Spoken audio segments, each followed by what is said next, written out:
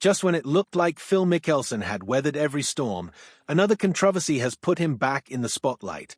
As LIV golf faces growing questions, many fans are asking the same thing. Is this just another headline, or could it have serious consequences for Mickelson's future? In this video, we'll break down what happened, why everyone is talking about it, and what it could mean for one of golf's biggest names. Stay with us.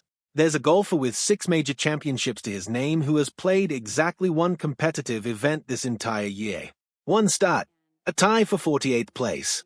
That's the whole season so far for a player who, at this point in his career, should be adding to a resume, not watching it gather dust.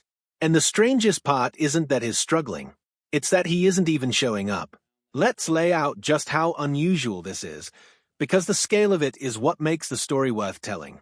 In February, he posted a statement saying he'd missed the opening events of the LIV golf season for a personal family matter. That's normal enough. Players skip events. He named a replacement, said he hoped to be back within a few weeks, and pointed to a tournament in Hong Kong as a likely return, a course where he'd once finished third, his best result on that circuit. Hong Kong came and went. He wasn't there. Another replacement stepped in. Then another, for the following event. By March, a golf fan account posted that a substitute was filling in for him yet again, joking that people should just get used to it. It was meant lightly, but it captured something real. Nobody quite knew when, or if, he was coming back. Then in the middle of March, he did show up, a tournament in South Africa. He played. He finished 48th. And then he vanished again. That's the whole pattern for the year. One start in March. Everything else, gone to a replacement or withdrawn outright. In April, he pulled out of the Masters, one of the 4 biggest tournaments in the sport, a tournament he'd once made the most special week of his year, in his own words. In May, his name showed up in the field for another major championship and disappeared again within hours once his withdrawal was confirmed. June came and went without him entering the US Open. July passed without the Open Championship. And this week, at yet another event, his name sits on the leaderboard with the word withdrawn next to it. Here's what makes the majors especially striking.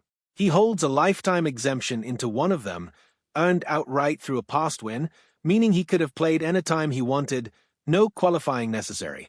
He didn't use it, and this year marked the 5-year anniversary of a win.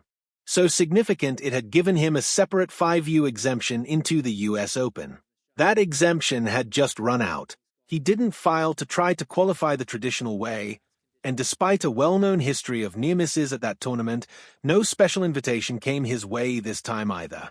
Meanwhile, someone else has been making the most of the opportunity. A wildcard player brought onto his team's roster to fill in has turned in a run of strong finishes, 4th place, 8th place, 5th place, across 3 different events.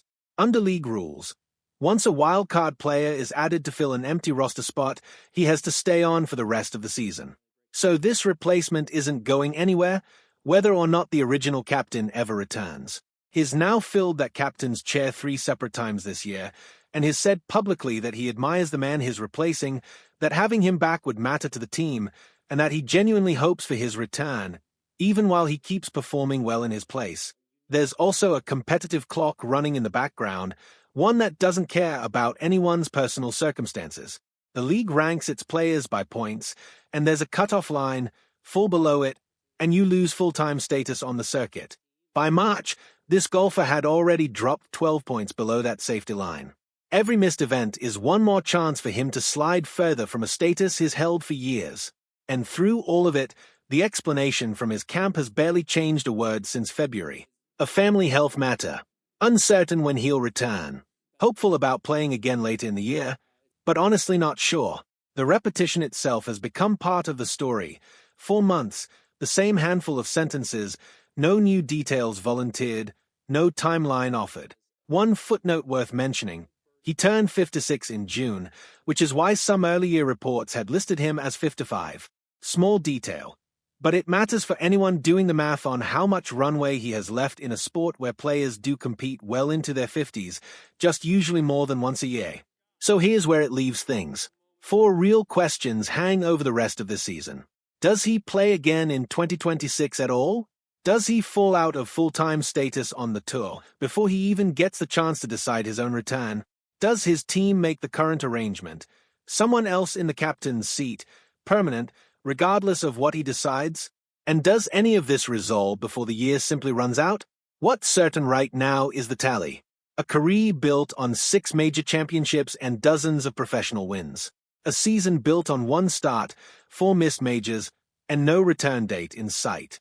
Whatever's happening behind the scenes, the golf itself has gone quiet, and in a sport built on routine and repetition, that silence is the loudest part of the story.